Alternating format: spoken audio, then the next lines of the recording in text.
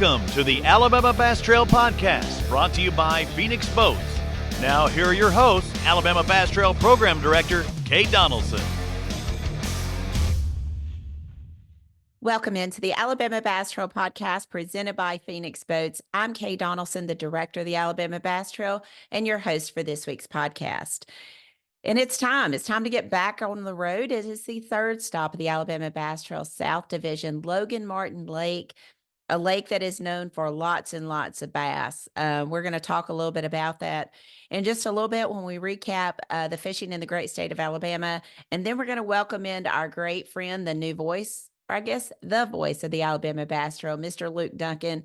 We're going to get his thoughts on the upcoming tournament on Logan Martin Lake, as well as teams that he is looking to do well in this tournament. And I will remind you that his dark horse to win the ABT 100 in January won the tournament. So he's done pretty good at picking some teams of late. So we're going to talk a little bit about that. But I do want to remind everybody the ABT 100 on Logan Martin did air this past weekend on Bally Sports Southeast. It is posted on our YouTube channel at Alabama Bass Trail TV and is now on our Facebook page. So you can check it out there if you missed it on Bally Sports. It will re-air this weekend, and then the next tournament will be our first event in the South Division at Lake Jordan. So just kind of giving you an update there. But a lot of things going on. We're going to talk to Luke about a lot of things, but one of the main things is we're going to talk to him about the craziness going on in our BIZ-ness, our business. I mean, it is a lot going on in bass fishing, in the whole bass fishing world. Just tons and tons and tons of things going on. We're going to talk a little bit about that. He recapped some of that in his podcast this week, and I got a chance to listen to some of that before we got on and recorded, but we're going to talk a little bit about that, talk about things he has going on in his world in the bass fishing business. But before we do that, I want to talk about the great fishing in the state of Alabama. As you may have seen, if you are on social media, bass fishing is in full swing in the state of Alabama. The last 2 weekends, the weekend that we were at the Bassmaster Classic, Donnie Beck won Pickwick with over 28 pounds. Fisher Anaya came in second with a little over 26 pounds. So Pickwick has been great. This past weekend, Mitch Mitchell, Cameron Gauntley, and I cannot explain to you how hard it is to say Mitch Mitchell and not Candler McCollum. But Mitch Mitchell and Cameron Gauntley, they took home the win with 28.05 in the, I believe that was maybe a Fishers of Men tournament. Maybe not. I can't remember what tournament that was, but 28.05 for 2 weeks in a row to have 28 pounds on Pickwick is a pretty stellar event. And the lake is fishing really, really well right now. Some of the other tournaments that were around the state, and I do have my notes here just because I cannot possibly remember all of them. Alabama is known for bass fishing, and we had quite a few this past weekend. We had the Weiss Lake, Fishers and Men on Weiss Lake. Bradley Jones and I think his name is Brett Prince, had 18-10. Good bag of fish on Weiss Lake. There was a 575 weighed in that tournament by Andy Allen and Jackson Allen too. So big bag of bass there on Weiss Lake as well. Eufaula, they had a BFL down on Eufaula, 25-12. Jim Murray Jr. won that event. Our own Shane Powell finished 17th with 15.08. So a good tournament there at Eufaula as well. Neely Henry, they had the Neely Henry Super Tournament, or the City of Gadsden Super Tournament there. 19-18 is what it took to win. I think David Wesson won that event, and he had a 553 in his bag to anchor that 19-18 bag there on Neely Henry. We've seen a couple really good bags come off Logan Martin as of late. Within the last couple months, we've seen 2 27-pound bags weighed in. But this past weekend I believe it was the Sylacauga Marine Trail on Sunday, Jared Hubbard and Daniel Carlisle took right at 19 pounds to win that. They also took home the Amherst win highest finisher there as well. So quite a few tournaments taking place. I know there was one on Wheeler. I have not seen any results on that event. I think it was just kind of a local, maybe a charity event on Wheeler Lake. So I don't have the results on that. Just did some scouring of the internet also on the Facebook pages to look and see what was out there as far as the great fishing in the state of Alabama.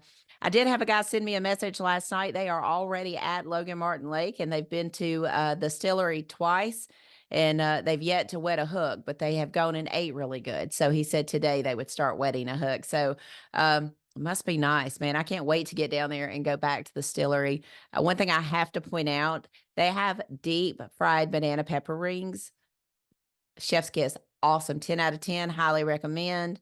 A lot of the other food was good too. That's just an appetizer that they offer. And I personally just thought it was awesome. Never had that. It was really good.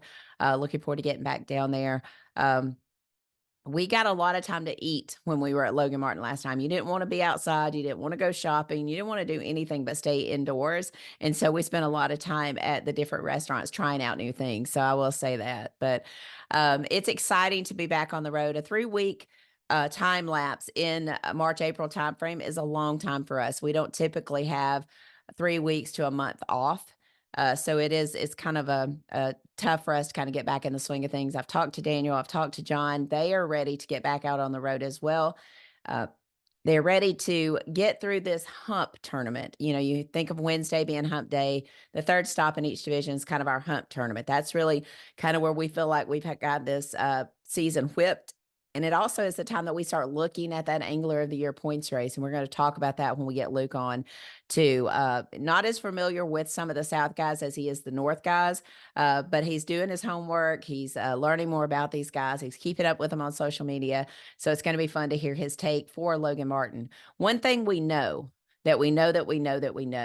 is there's going to be a lot of fish caught, and guys are going to weigh in. Guys and gals are going to weigh in this tournament because they're still trying to get to that $100,000 no entry fee championship that is going to be held at Lay Lake, a South Division lake, in October. So $100,000 no entry fee, $50,000 going to the first place team. It's going to be a really cool event. Glad to be on Lay Lake. First time we've ever been there for our championship. So looking forward to that. But right now we're going to take a short break. Then we'll welcome in Mr. Luke Dunkin, the voice of the Alabama Bass Trail, Mr. Lowlifer himself. So if you would stay tuned, we'll be right back on the Alabama Bass Trail podcast presented by Phoenix Boats. We'll see you in just a minute.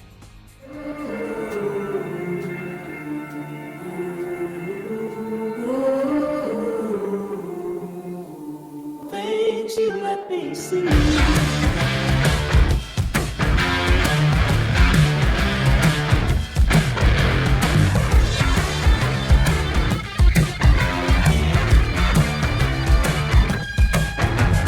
Things you let me see. Welcome back to the Alabama Bass Trail podcast presented by Phoenix Boats. And as I promised in the first segment, here he is, Luke Dunkin, low budget live voice of the Alabama Bass Trail. Welcome back to the Alabama Bass Trail podcast, brother. How are you? Hey, I'm great, and we're back indeed. Another month clicks by on the calendar, and we are back doing some Alabama bass trailing. It seems like it's been a minute. It does. I was thinking about that this morning when I was like, oh, I got the podcast with Kay, because that always means it's tournament week, and I was making my picks and thinking ahead to Logan. It does feel like it's been a little bit since Smith, but even though, we got a lot of events stacked up in the first few months, as you well know, you do this every single year for several years, but it does feel like it's been a little bit of a break. It's been crazy though. We've had the Classic in between and so much going on in the fishing world, but I am ready to be back on that stage Saturday afternoon. That's for sure. Well, in my closing of the first segment, I said I wanted to talk to you a little bit about some of the craziness going on in our business. But first of all, I want to talk about the Bassmaster Classic. I want to recap just kind of the month of March for Alabama anglers. You go to Red Crest, it's on Lay Lake. I know you've got to think that Dustin Cannell has got to be a favorite there. And he was. He won that event, Alabama guy. I think that's pretty much everybody kind of thought that could happen there. But then you take Justin Hamner out of Northport, Alabama, take him out to Tulsa, goes wire to wire, wins the Bassmaster Classic. Pretty cool deal. Didn't get to watch a lot of it. We were busy. I don't think this classic was as busy as classics we've seen before. But I do think, we were extremely busy. Then you've got two University of Montevallo students. One fished in the Red Crest, one fished in the Bassmaster Classic, had pretty decent finishes. And then the University of Montevallo turn around and win the College Classic. So, I mean, it's kind of like a Alabama takeover in the big time tournaments this year. It is, and the University of Alabama almost made it to the championship. They made it to the Final Four. It's too much Alabama for me, being a Tennessee guy. No, it's awesome to see, man. I've known DC for a long time. To see him win Red Crest, I was actually joking with him that afternoon when he won. I said somebody was cutting onions in my house when it was in his final moments there as the time was expiring. He was talking about his mom taking him to the lake and his brother taking him to the lake, and that's kind of where he cut his teeth. It was real special to see him get that win at home. Two Red Crest in Alabama. And won't be the last, No. for that guy. He's incredible. Won't be his last win this year. Yeah. I would dare say. Yeah, won't be his last win this year alone.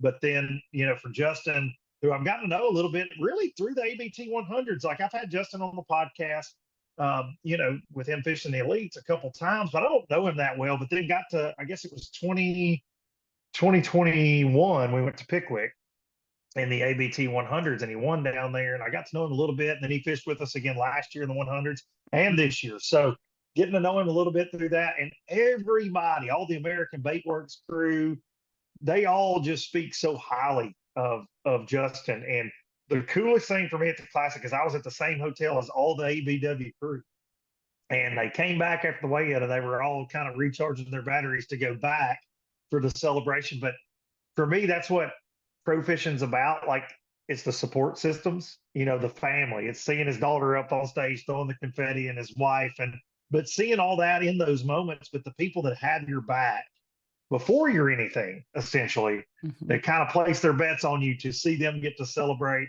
It's a very cool moment, and Justin will represent our sport well. And two ABT anglers win two of the biggest tournaments in bass fishing. That's pretty awesome, if you ask me. Well, I think it is too. And I know we talked about this off air. You saw the comment from a guy saying that the ABT was trying to take credit for that. And 100%, I mentioned this on last week's podcast. I try not to beat a dead horse, but I don't know that we've ever tried to take credit for something. But you cannot look at the caliber of anglers that we put on the water and then see how they compete in the opens, see how they compete in the invitationals, the BPT, and the Bassmaster Elite Series, and not give credit to what they've come through and then how that has prepared them for the bigger stage. Totally agree. And it's not about taking credit. It's a post made in pride, right? Like, it's a proud post. It's like, it's if you are someone that graduated from a college, right, and that college wins a national championship, or you're a fan of a school, you're going to post your excitement. Well, you might not be on the team. You might not even be the water boy for the team, but you're going to be excited. So it's not taking credit for Justin and like Dustin's accomplishments, but it's you've seen them grow up. You watch them come across your stage so many times there in the state of Alabama, and it is one of the toughest proving grounds in all bass fishing. So the proof's in the pudding. You've got Wesley Gore in the elites, Justin Hamner, Justin Atkins fished the Alabama Bass Trail, Dustin Canal. I mean, we can go on and on. The lists are ridiculous. The amount of talent that it kicks out, and the amount of talent that's still there. 225 teams deep in both divisions. Every Saturday we do an event. And I think the guy got what he needed. I think a lot of people chimed in on that without me having to do that. But it's kind of like me posting something about the UAB Blazers. 100%. I didn't throw a pitch. I didn't catch a ball. I didn't make a hit, but I'm proud of the fact that my son is a part of that group. Yeah, of course. And I feel like probably more so than Dustin, because Dustin had fished big tournaments for a long time. And I'm sure Justin had too. But I've talked to Justin on a number of occasions about sponsorship, about just where to even start, because it wasn't long after he started in bass fishing in 21, I guess, in the Elite Series, that it became very well known. You're going to have some help to stay out here. You can't just work and make a paycheck and support your family and support your fishing habit. So it became well aware to him that he was going to have sponsors.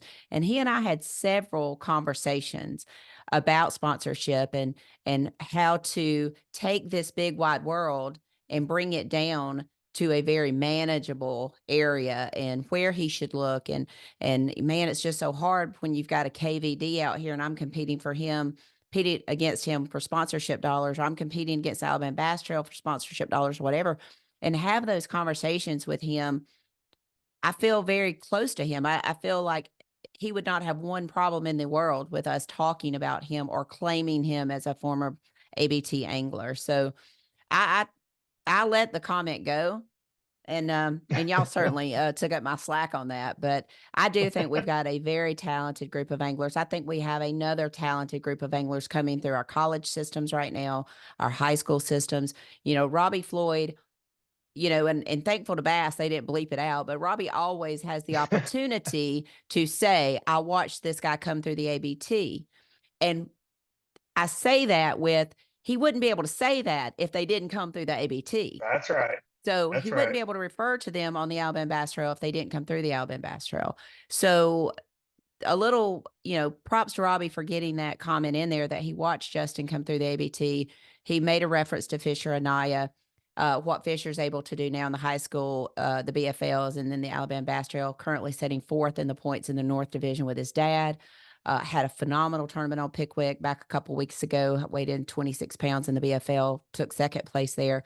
So I say that to say, yes, there are anglers that come from other avenues to get to that level, but I would almost say there's not as many of them that have come through the Alabama Bass Trail. That's right. So I'm pretty proud of that. But it was really cool to watch Justin's, then all the videos that came after that, and how very emotional he got about his parents, and his sponsors, people that believed in him. I say this all the time. The very first time I ever walked in Phoenix Boats and sat down and talked to them, I didn't have a boat signed up. We didn't even have a website for people to sign up. So the fact that Teresa and Gary sat there and spent as much time with me as they did and then said yes will be forever a part of me. Whether I stay at the Alabama Bass Trail or wherever I go, the belief that they had in me first, and then what the Alabama Bass Trail was able to, to contribute to Phoenix Boats, that belief they had in me will stay with me for the rest of my life and any career decision I make. And it means a whole lot. And I could feel that when Justin talked about that. Yes, for sure. And I know you get hammered about your sponsors and doing your sponsor reads and doing all that. Yeah. But Yeah, it's not. I do indeed. I know you well enough to know it's not about that monthly paycheck that comes in from those guys. No. It is no. so much more about they wanted to put their name on your chest. And that's Absolutely. It's incredible, isn't it? Yeah, to me, and I do get frustrated with that because with the type of content I produce, it is free, right? I mean, and if you're choosing to consume it on a weekly basis, I mean, I don't just do it in 5 minutes, and it takes equipment and it takes time away from my family and things like that. And look, this is not me complaining, because I am Right. grateful to be in the position, but it does get frustrating sometimes when people are like, oh, he talks about his sponsors. Well, every other show that you watch ever, whether it's in fishing or on network television, they have sponsors that make all this happen. But it's a matter of pride for me with the people that hang their hat on me. Like I appreciate it, and I've had some that are still with me. They've been a long time, and some that are becoming more long time, so to speak, that've been with me the last 3 or 4 years. I've added a couple of new ones this year as well. But that never falls on deaf ears with me, that anybody, it's like what you said about Gary and Teresa, anybody that's taken a chance on me, anybody and that goes for viewers too, right? Like you're entitled to complain if you want to complain, but I just wish you'd kind of fast forward or listen to the ad, because the company believes in what you believe in. You believe right? in. Like if you're listening to what I'm putting out, know that you're in the same viewpoint as the people that are paying for the advertisement type deal. Right. So, and I always say, support the people that support what you like. And and the same goes, and that's one thing that's always amazing with your sponsors. I tell companies this that ask me about ABT. Yeah, Alabama Bass Trail anglers are some of the most brand loyal anglers I've ever seen. You support what we support, we're in. It's astonishing, where that's Pro Guide Batteries, Phoenix Boats, whatever the case is, you just see it. Like you can, it's hard to quantify marketing sometimes, but you can see it. Right. in the ABT. And look, I see it for and I probably shouldn't give it this much attention, but for everybody that complains, I see people using the codes. Right. The people do support me very Right. much so with the sponsors, and it's always awesome. But yeah, I never, it never goes by the wayside that people believe in what you got going on. You know? Right. Well, one of the companies that came on board with Alabama Bass Trail, and I firmly believe that, that they had a good conversation with you, was Pro Guide Batteries, and we got to visit with them at the Classic, and we got to talk about their charging system and Yeah. something new that they've come out with, and I could go down a big rabbit hole here, and I may just do that. I get so frustrated when people talk about, oh, well, the wind's blowing, you should let us do this, or oh, it's going to be cold, we should trailer and do this, and we should do this. A lot of bass fishing is about managing all the elements, and that's your equipment, that's your boat, that's your batteries, that's your eyes on your rods. I mean, there's a lot. Your live wells, you got to manage a lot of stuff. You got to manage your time, you got to manage your fish, you got to manage your equipment. That is part of the game. Everybody starts at home plate in baseball. Everybody starts at the line of scrimmage in football. They start at the tee box in golf. So that's my thing about letting people trailer or doing the different things that other tournament trails elect to do in different situations. And I don't run every tournament trail. I just run the Alabama Bass Trail. So we talked about that, and you actually have a code for Pro Guide, and I know the Alabama Bass Trail currently does not have a code. So I want you to say that code for guys who might want to look into a charging system, because that's a big thing when you're cranking batteries is not working, or your trolling motor batteries. I mean, especially in current and as much rain as we're going to get this week, some guys out there on Logan Martin may need those trolling motor batteries. So talk a little bit about your relationship with Pro Guide. We're new with them, but gosh, those people are great people, and what Pate is facing in his family, and then how he takes care of his people, and then on down to the anglers and the service that we've received from them. Our new fish care trailer runs completely off of Pro Guide, so it's a pretty cool deal. So talk about that a little bit. Well, you can use code LBL10 if you do want to break on batteries, and I greatly appreciate it. But let the folks know that you're paying attention to what we're talking about. But Pate and crew, they've been in the business. And I say this a lot on the show, but I can't say it enough. There are a lot of battery companies now that lithium batteries all over the place. Lithium. You see it all over the place. What I can tell you about the people Pro Guys, they've actually been in the battery business for 40 years. They just didn't invent, import some lithium battery and all of a sudden they're a battery company. These guys have been in business for a very long time. They've dealt with top boat manufacturers for a very long time to get that seal of approval, which is not easy to do. And now they've taken it a step further and they've got these chargers. And I spent some time with them at both Redcrest and the Classic. And their new 5 bank, because so many with the new electronics demands, a lot of people are running 5 batteries now. I mean, the game is changing, obviously. And the simplicity of the charger with the complicated science behind it as well is pretty neat, because you can just right on top of the charger pick what type battery you've got on the charger. You can wake up. A lot of lithium batteries will go to sleep. You can do it right there from the top of the charger. You don't have to have anything extra. You just get right there where the charger's mounted. They have a built-in fan, like cooling system. That's incredible. They're going to do well with them, no doubt. And for me, I'll tell you something else. This is really silly, but I told them this. They're white. Yeah. The chargers are white. Every charger ever, they're dark colored. Dark color. So they'll be in your bilge in the dark sometimes. I mean, you might need to be looking for something, see if you got an issue, whatever the case may be. I love the fact that they stick out like a sore thumb. I love that. And kudos to them for that. But no, they're just fantastic people, again, that have been around this industry. And nothing wrong with new companies, Ms. Kay. Obviously, new companies pop up from time to time, myself included, involved in some of that. But these guys are just, batteries make me nervous. Yeah. Rightfully so. We've seen some horrible issues over the years. If you don't have something that's of good quality in that department, it can cause you issues. And I just, I put my faith in them a long time ago, getting to know those folks before they had lithium batteries, and it certainly carries over from their lead acid, their AGM, and right into their lithium line. It's all quality.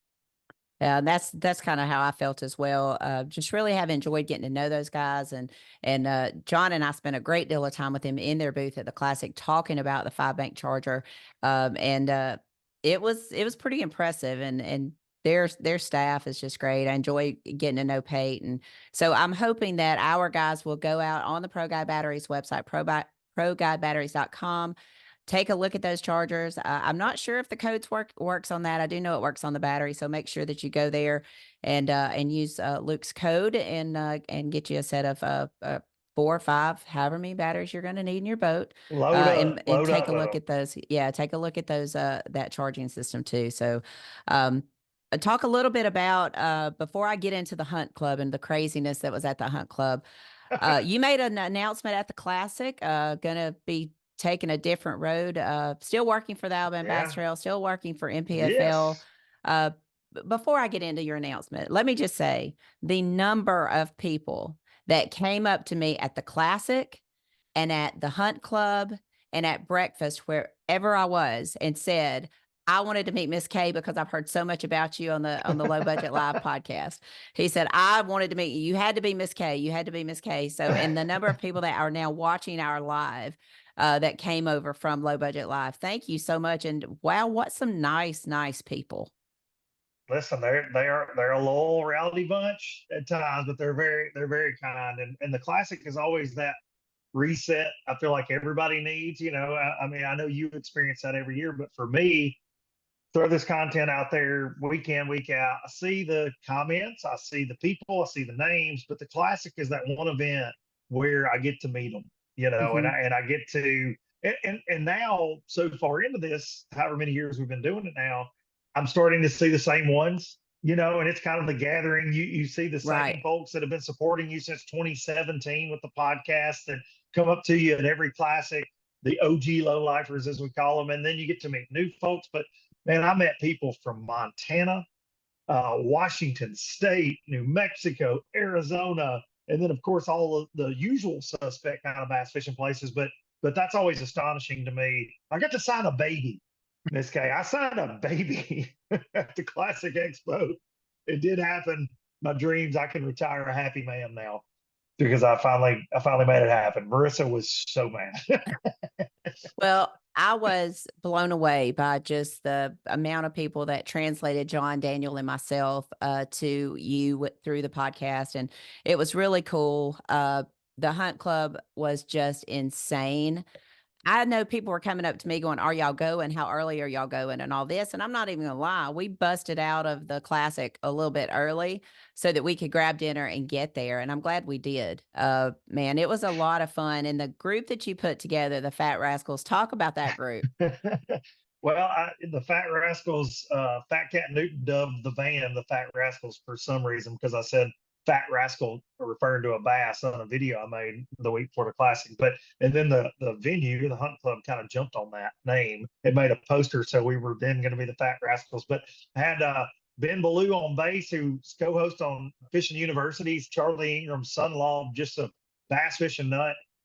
The one and only John Simpson, Alabama Bass Trail tournament director on drums, who crushed it. He could not have just done a better job, man.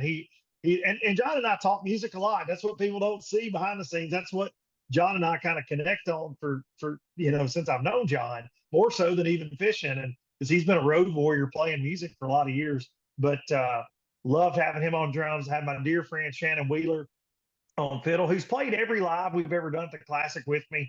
And then a friend of mine from Turnpike Troubadours, Ryan Engelman, played lead guitar. He's an Oklahoma boy. He kind of lined up the Hunt Club for us, and it was a special night. It was a really special night. Everybody said they were going to showed up, and then some. Standing room only. And listen, when Josh Butts, Alabama Bass Trail, rolled up at about 4:45, I knew we were in for a doozy of an evening, and we were. It lived up to the hype. I think that for me, again, I do that event for a kind of a gathering of the people that support me, for the people that watch each and every week, to be able to come together, kind of hang out. But for me, Kay, what was so special the people from Rapala and Crush City that you see there, the people from Bass, the people that fish the Elite Series. Gussie, we had classic champs, angler of the years, had so many people in the building, and that's so humbling to me for my redneck self to look around and go, whoa. This is folks from Phoenix Boats, folks from Express Boats. I mean, you name it, they were in the building, and countless lowlifers. So it was definitely a night, that's for sure. Biggest one we've done yet. And I thought Knoxville would be hard to top, but it was not. Tulsa, the Hunt Club brought it. Well, we certainly need a bigger venue for Fort Worth. We're That's for already working dadgum on it. sure. With more Already bathrooms. working on with Yeah. more bathrooms for sure. Because that was not a good scene trying to get to the bathroom, get in there for sure. And I'm already working on Fort Worth, and we're definitely going to go bigger. And I am working actually through a management group from Turnpike Troubadours to try to get a little bit different venue, and they can pick up the phone and make some things happen. So we're trying. We're not going to go too big, but we're definitely going bigger than what we did in Tulsa. It was a lot of fun, and I had on my notes right here, Josh Butler, best damn time ever. Like, if anyone had more fun than Josh, no. I don't want to know them. Yeah, I got to fish with my buddy Ryan. They were in Nashville playing a thing for Bobby Bones this week, and he texted me on Wednesday night, and he said, "Hey, do you have a guide close to Nashville? I got an off day tomorrow." And I said, "Well," he thought I was in South Carolina. I said, "Well, I'm actually headed home. If you can get down here, I'll take you fishing." So he drove down, and we were out on the water, and he said, "Who was that long-haired guy that stood on the table all night?" Because he said, "Buddy, nobody had more fun than he." And he had talked to him at the bar once. He said, but he didn't introduce himself. And he said, I wanted to know his name. And so I was Josh Butts. I said, winner of some Alabama Bass Trails. He won a couple of those. I said, he's a fantastic young man. Three wins. Fantastic angler, fantastic young man, and just a live wire. But he enjoys everything in life. He does. Much, so. He does. To the fullest. And I love me some Josh Butts, and he's fixing to get married. I know. Shout out to him and Laura Ann. Yeah. Yeah. I mean, I absolutely loved it. I thought it was a lot of fun, and it was, we had one more day of the Classic to go. So, you kind of had to manage yourself a little bit, but by that time you get to that point at the Classic, especially when it's in March, we've had 4 or 5 events, you're kind of getting that rundown. Not only have you done that, you've done the East Tennessee show, the Columbus, Ohio show. Now you've done the Bassmaster Classic.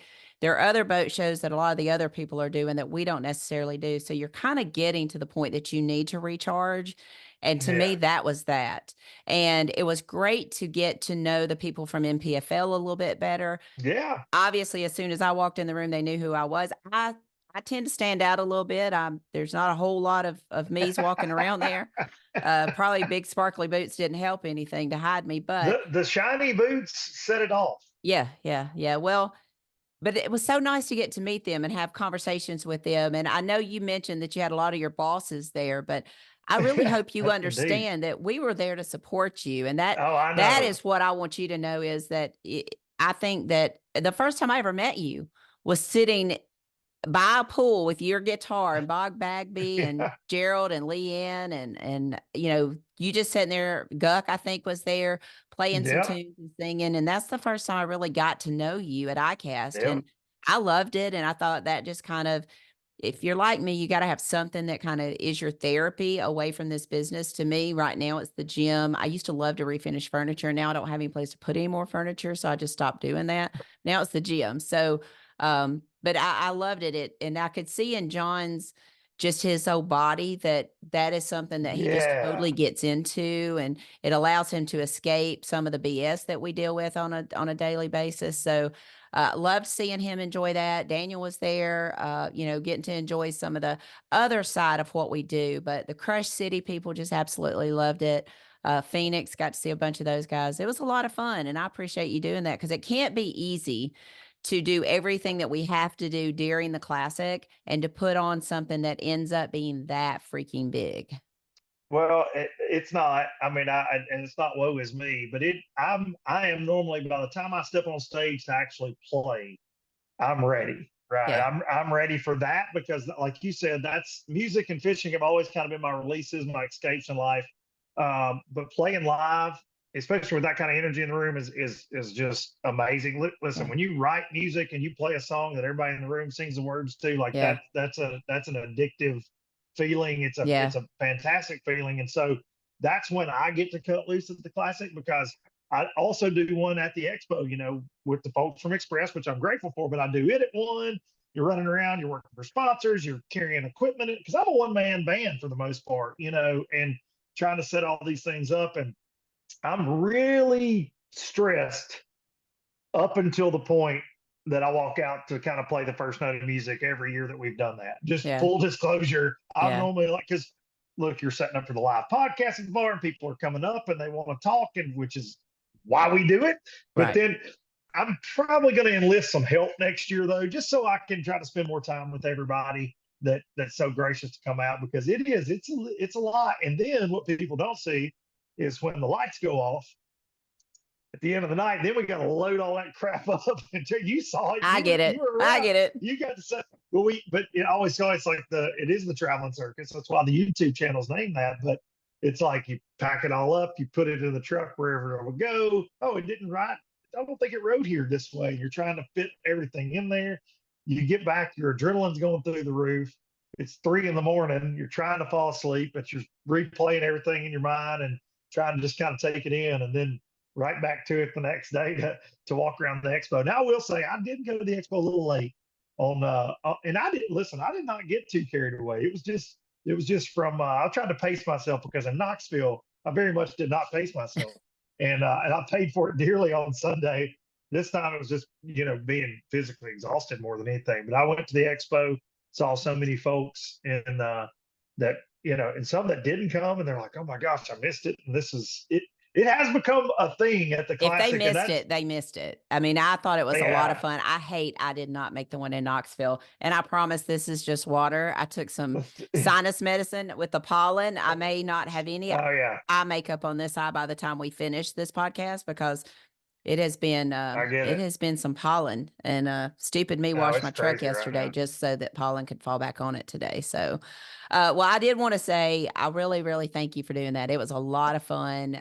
We all 3 of us had a blast, and everybody that I've talked to since then really had a blast. And I don't have my fishing boat docks hat around. I'll have to get it and make sure that I get it in the get it in the in the background from time to time. So it was a wild one. I'll have to thank Watson for that one. So all right, let's talk a little bit about Logan Martin. My only hope and goal is that it is not 14 degrees when we blast off and when we get there. So it's it's about that time. I mean, when you think about, and I've ridden across a couple of our bodies of water lately, and you do see that kind of a film of pollen across the lake, and you're starting to see, I know we've had Easter, we're seeing the dogwood starting to bloom. The trees at my house are starting to bloom, hence the reason that my eyes are all watery. So is it time? Do you think we're going to see fish on bed at this tournament?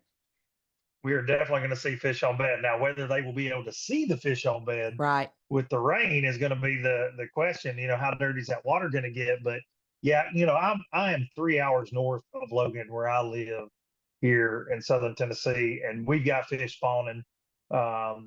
They're really just now starting in the last few days to kind of get after it. But I know there's been a lot of fish on bed at Guntersville, really going back all the way to our Smith Lake event. There were fish on bed at Smith in the last ABT North. So yeah, I think we'll definitely see this thing will be a primarily shallow event focused on spawning fish, or fish that are staging to spawn, and maybe some that are still up there hanging around that have spawned too. That I still like, really, your shallow water anglers, this is, I mean, crosshairs right on it right here at Logan. That's kind of what I'm thinking too. I'm looking at the weather. Monday, Tuesday, Wednesday, Thursday, you've got 50 to 70% chances of rain, thunderstorms Wednesday, Thursday. It's going to clear out Thursday. Friday, you're going to have a high 72, 49 degrees that night, 72 that day. Saturday, high of 78. So, and sunny. We like it. Yeah. So you're going to see bright bluebird skies on Saturday based on what WeatherBug is saying right now. Gonna have Friday night to kind of clear some of that water out. That's going to be interesting to see what Alabama Power is going to do The last time I looked, the lake was about still a couple feet below full pool. Should be around full pool when we get there, but going to be a lot of fun. I'm glad to see that it's going to stop raining on Thursday. Yes, I'm tired of finally. looking like a drowned rat at the end of a tournament and all of that. So hopefully we won't be shivering too bad. Got a kind of a tight points race looking at the Mhm. points in the South Division. Lucas Lindsay and Brendan Holt kind of leading the way there right now. I was going to pull that up just so I can talk about it a little bit more. As we're looking at the South points race, Lucas Lindsay and Brendan Holt 447 got a 11-point lead over CJ Knight and Anthony Goggins. And if you look down at that top 9, 415, so about 32 points ahead of the place in ninth place. So kind of a tight points race leading into, I call this our hump event. You kind of get to Wednesday, that's hump day, get to the third tournament in the South Division, North Division. We call that our hump tournament. That's really when the points race starts really getting busy there. So this lake is known for lots of limits. We've had 210, 215 limits weighed in here.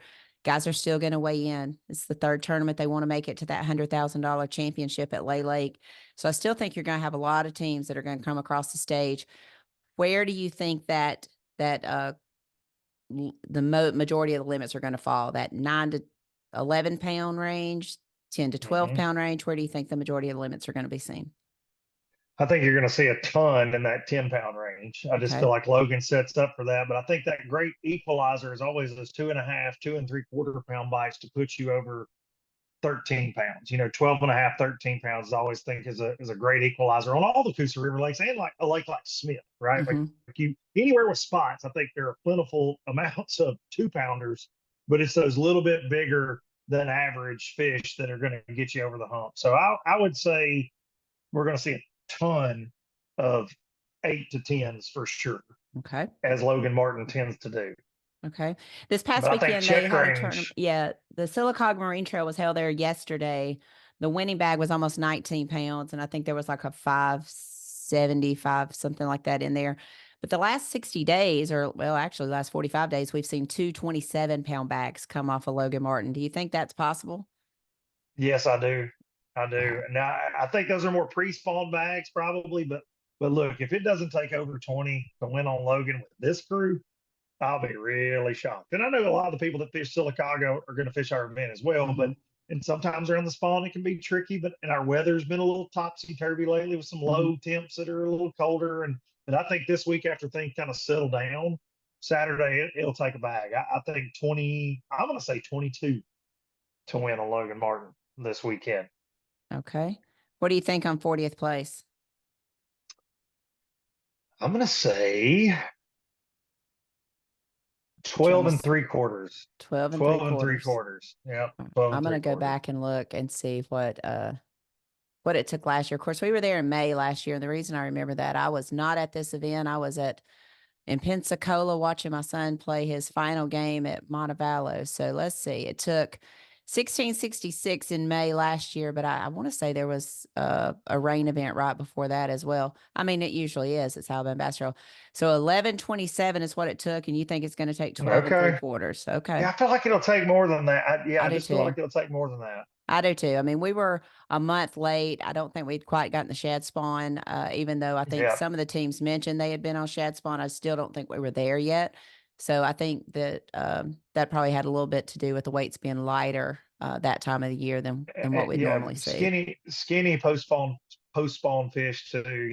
Weights are going to be lighter. You're still going to have enough pre-spawners around that somebody could stick a couple that haven't spawned yet that are a little bit healthier. I feel like so. I think weights, hopefully, fingers crossed, will be a little bit better than that. Going to be interesting to see if forward-facing sonar plays a role this time. We saw it play a role at the Logan Martin tournament in January. We got to see Zeke Gossett, Ethan King just wail on some out there in the Blue Eye area. Those guys, not necessarily fishing this tournament, but you've got Zeke partnered up with John Kellett. They had a heck of a year last year in the North Division, jumped in both the North and the South this year. So going to be interesting to see those guys. I have a feeling they'll be on our list of cameras and trackers and all of that. But let's talk a little bit about who you've got on your top 5. So I feel like a broken record with a lot of these folks, but it's hard not to pick them. But first and foremost, Mark McKeag, Tim Hurst, you know, they stumbled a little bit at Smith in the North, right? And you talk about momentum, and I actually I picked them at Smith. I'm like, man, they've won at Smith before. They just won at Martin. But I think with their history on the Coosa River, especially that pond, especially how the fish should be set up, I feel like Mark and Tim will be very dangerous this weekend. Okay. They're definitely going to be in my top 5. John Kelly, Zeke Gossett, of course. I'm not going to go to a tournament at Logan Martin and not pick Zeke Gossett. I'm just never going to. I mean, that just doesn't make good sense, right? Not going to do that. 2 guys that have been uncharacteristically, as far as the points go, after 2 events, they're in 29th. Kobe Card and Chris Rutland, off to a little bit slower start. I feel like they rebound with a top 10 this week for sure. Potential, they're always in contention. But I think with, again, what they knowing those guys, how they like to fish this time of year, I feel like there'll be trouble there. How could you pick against Lindsay and Holt? How 2 top 3s that are like, I'm not going to pick against those guys at all. And then rounding out my top 5 because they have a win here. They're all the way up there in the points yet again. They always are. Rob Lee, Steve Winslet, never going to pick against those guys anywhere we go.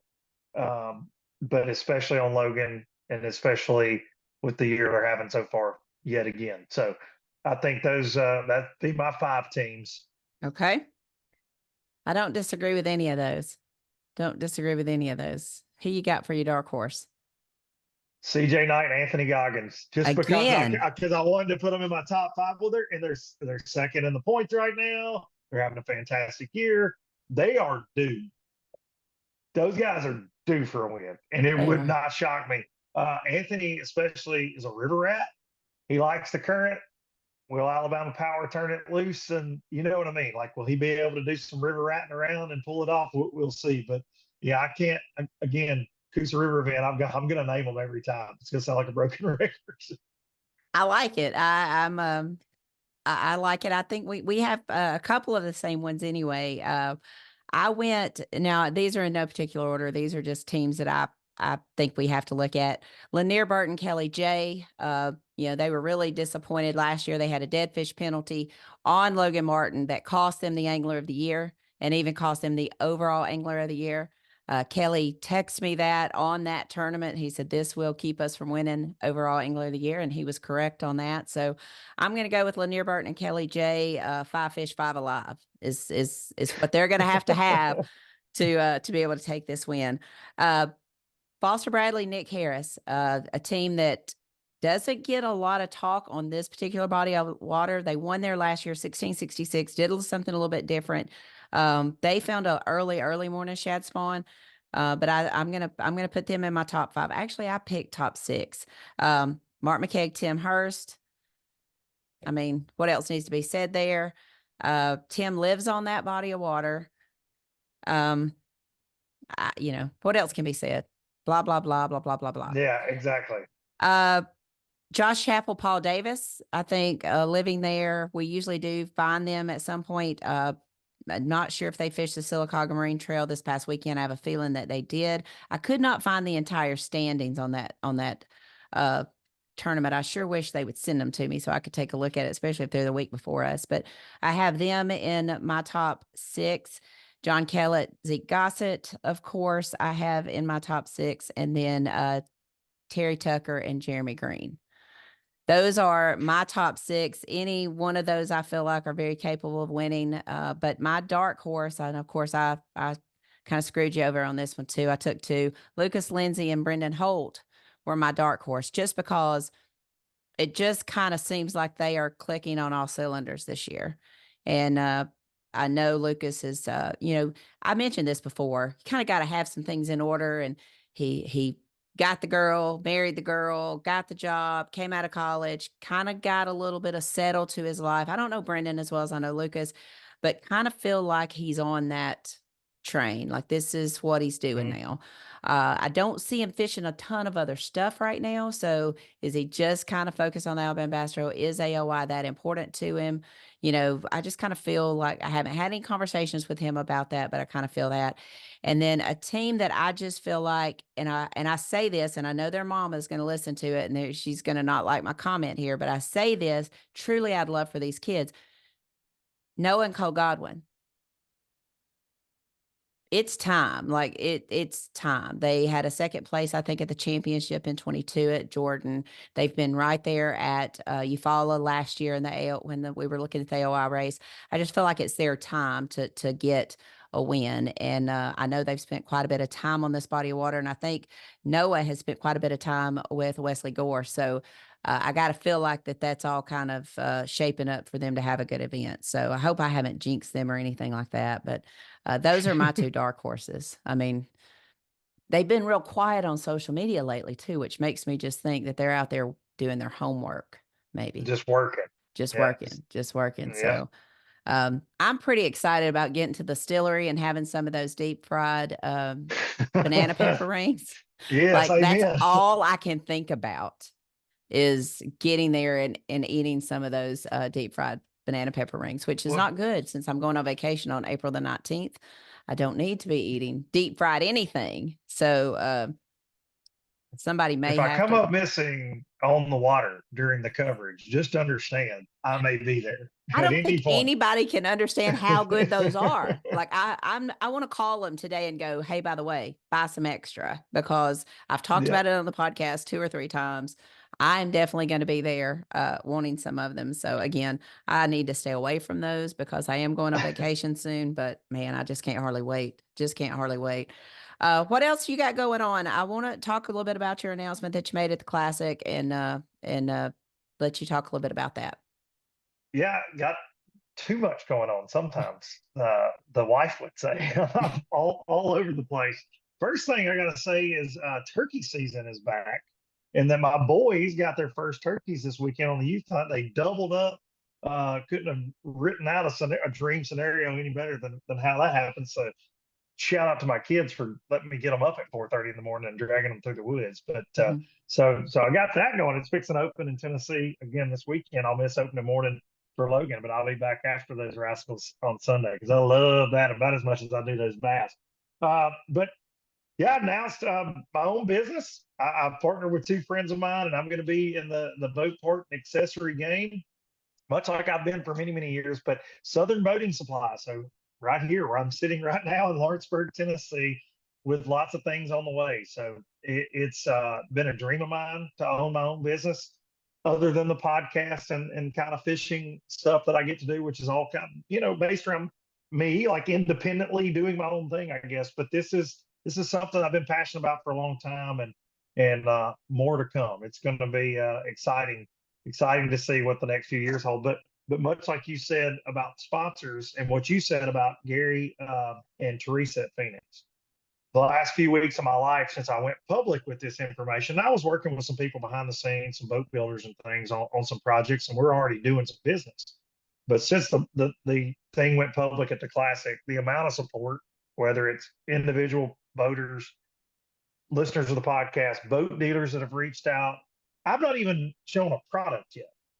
And that, like you said, you didn't even have a website for the Alabama Bass Trail, and the fact that people showed you their support and they believed in you, got a lot of that going on right now, and my heart is full, and I can't wait, to see what the future holds. That's for sure. A lot of work. A lot of work.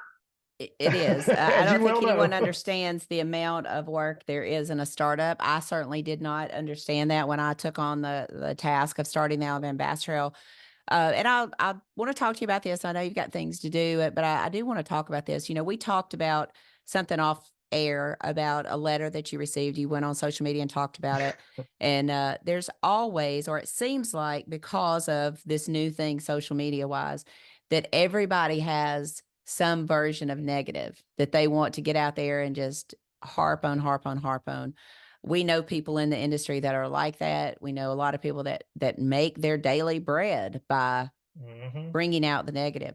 But starting your business, much like when I started the Alabama Bass Trail, much like when I make decisions on the Alabama Bass Trail, make changes on the Alabama Bass Trail, going up on entry fees, proceeding with the tournament or whatever, you have a lot of that. You have the negativity out there. But when you have someone and friends like that and people from the industry that come to your rescue or just give you the faith that they have in you and offer you their business or whatever that is, don't you see a more positive side of what we do? Isn't that just a Oh yeah, refreshing thing after seeing all the yeah. negativity that's plastered all over social And media? no doubt about it. And look, to be fair, I would say 90% of the things that come my way are positive. Right. And to be somebody that's got a big mouth, that's not afraid to speak my opinion over the years. Like I take my licks at times from people, and look, when you say something that people don't agree with, they'll all but look up your damn social security number. Like understand, like it's bizarre. Like Yeah. they know my grandma's name. You're like, what? Right. What?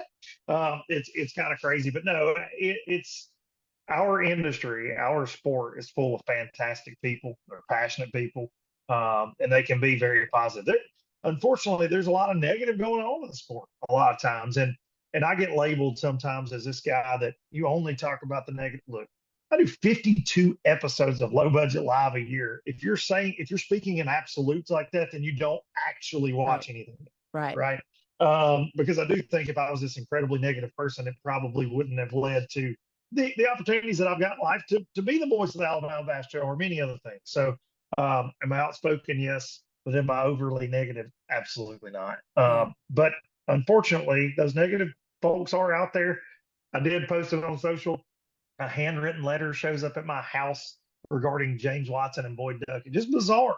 And Yes. unfortunately, Marissa was the one that opened the envelope. She was shook by it, Shook. and I just kind of rolled my eyes like whatever.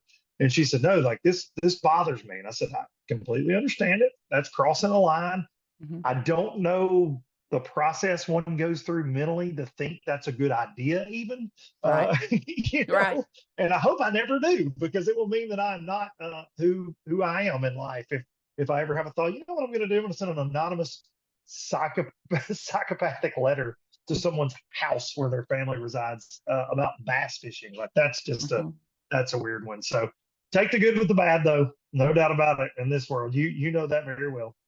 It is. And, I saw that and I actually had someone else comment to me about it that had seen it. And they were like, they can't imagine, that's kind of Taylor Swift-ish kind of things, the stuff A that little she dealt bit, with and yeah, stalkers and things like that. yeah. And luckily, knock on wood, I've never dealt with anything like that. I mean, I've had people contact my boss and I've had people, go after me on social media. And I figure as long as I'm doing something public, that's going to continue to happen. But I do like to look at the people like Pate at Pro Guide Batteries and uh, Teresa and Gary, who really took a chance on us, and the cities that continue to bid on our events and host our events and go out of their way to make them successful. Think that we're doing something right and take the positives from all of that. I listen to the negatives, and sometimes I react, sometimes I don't. But it's a lot. There's so much good about our industry, and to me, it's such a family. At least that's how I feel about it. The Oh closeness, yeah. and like Josh and Laura Ann and getting an invitation to their wedding and getting an invitation to their showers and things like that, to feel like that, to us, it's a family. So I enjoy that. I hope Marissa and the boys and all the kiddos are doing good. They are. Hopefully, Yeah. hopefully she doesn't mind me borrowing you for a few weeks. Tell her I appreciate that. No, Uh, she trust me, she wants me out of there for the Alabama Bass Trails. That gives her Saturdays. Hey, I have to brag on my wife real quick. She is doing so. Marissa is a talented artist. She's fantastic at painting. She's doing watercolor by hand greeting cards. And when I tell you, she's got them set up in a couple of local shops here at home. She's selling so many of these things that I'm fixing to quit all my jobs. oh, Okay. wow. Like I keep joking like the great Darian Craig told her this weekend at a wedding we were at, he said, "You need to learn how to draw them feet and that left hand too. Let's get some more output going. We gotta kick them cards out." But I do have to brag on her. She puts up with all my stuff and she's got a lot going on herself. Very talented, talented woman and intelligent woman. But she's she's showcasing her talents out there and gonna That's cool. upstage me for sure. That's cool. Well, I think y'all need to do the paint each other for the whole TikTok trend where you paint your spouse.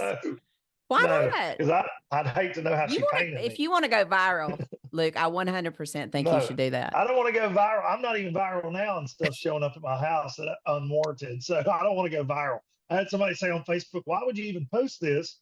You wanted to be famous. This is what you deserve. This is what you get." What? No, I don't want to go viral. I'm Mm-mm. good. I'm good. Hey, actually, I did go viral though. I will say this: the video of my son talking about fishing boat docks. Oh, yeah. This speaks to how crazy the internet is. That video is almost at 2 million views on Facebook. And the only reason, it has nothing to do with MLF, it has nothing to do with me, with James Watson, nothing. People took it for face value. They don't watch the entire video. And it's people arguing in the comments that either A, they will fish any boat dock they get ready. You will not tell me I'm not allowed to fish boat docks. Or it's actual boat dock owners saying why fishermen aren't allowed to fish their boat docks. And it has been quite the battle in the comments that's driven the algorithm up. And that video has got almost 2 million views. And it was about tournament bass fishing. And most of the people commenting have no clue. I gained like 2,000 or 3,000 followers off. It was bizarre.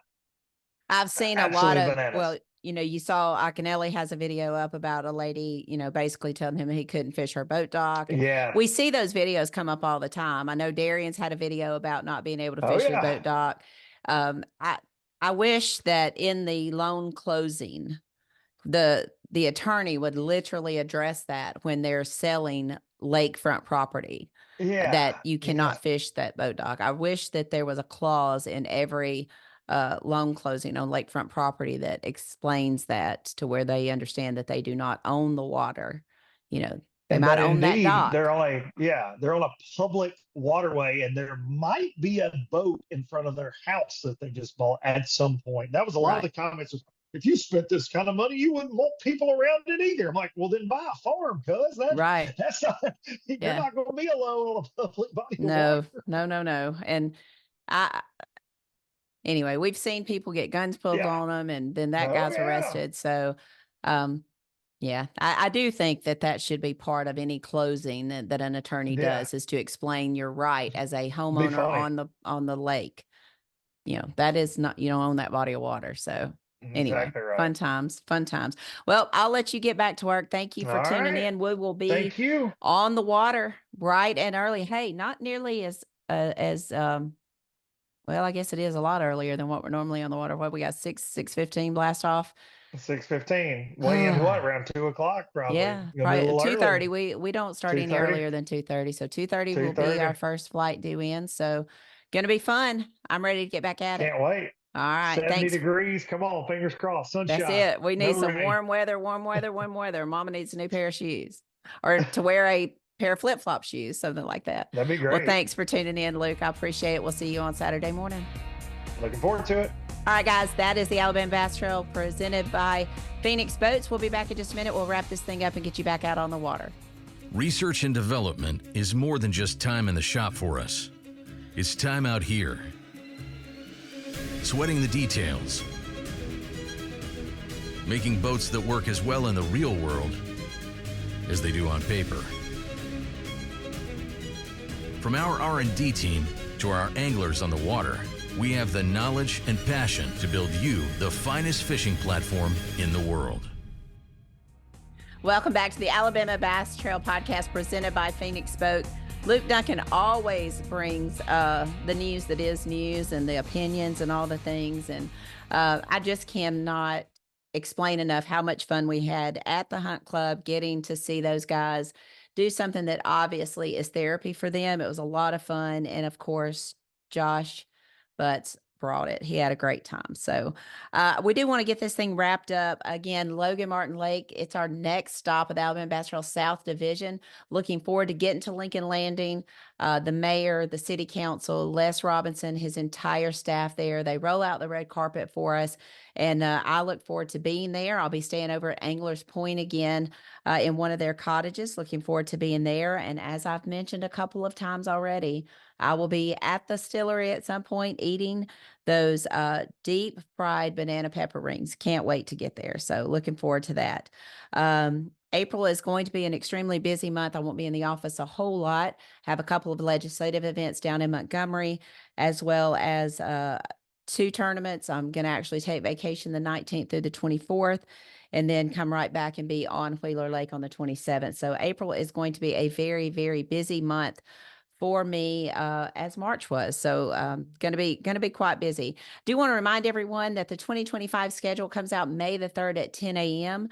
That will be your 2025 Alabama Bass Trail North and South Division schedule. So be looking for that. Registration won't open until August the 15th, but the schedule will come out on May the 3rd at 10 a.m. You'll be able to see that on the website, alabamabasstrail.org, as well as on our social media, Alabama Bass Trail Tournament Series, and on our Instagram page, AL Bass Trail. So you'll be able to see it there. Give you a little UAB baseball update. We did take the series against Tulane this weekend. We won game 1 and game 3. Jake played in 2 of those games, I believe, and didn't have a great weekend at the plate. Played a really good first base, did not catch it all. I think that puts us at like 14-16 for the year. Got a long ways away to make the championship, which we held down in Boca Raton, Florida. But all in all, our bullpen is getting a little bit better. It definitely is where we need to work. We had a great lead over Auburn on Wednesday, going into the 7th, and was not able to pull off the win there. But it is cool to get to see my son play against some of those big name Division I teams. We do travel to Starkville on Tuesday to take on Mississippi State, and then they will be leaving, going to Texas, I think, to take on Rice this weekend, while I will be at Logan Martin. So that is your UAB baseball update. But I do hope that you've enjoyed this podcast. Luke, I said, always brings it. Lots of information there about what he's got going on in his life, a lot of things going on in the fishing industry overall. A good recap of the Alabama anglers that are doing big things all over the map in bass fishing. But I do hope you will subscribe, rate, and review the show in your favorite podcasting app. Please don't hesitate to send me topics you would like for us to cover, as well as guests that you would like for us to have on. You can do that at k@alabamabasstrail.org, or you can inbox me on one of our social media outlets as well. Be happy to look into those and see if we can help you with that. But until then, I do hope that you'll get outside and enjoy the great outdoors that the state of Alabama has to offer, whether it's hiking, biking, canoeing, kayaking, or if you are in a Phoenix bass boat, ripping and romping up and down one of the lakes in the great state of Alabama. Please share your photos on social media. We love to see those. But until we talk again next week, God bless, good fishing, go Blazers, and as Big Daddy would say, get outdoors. Thanks for listening to the Alabama Bass Trail Podcast. To learn more about the Alabama Bass Trail, make sure and visit alabamabasstrail.org.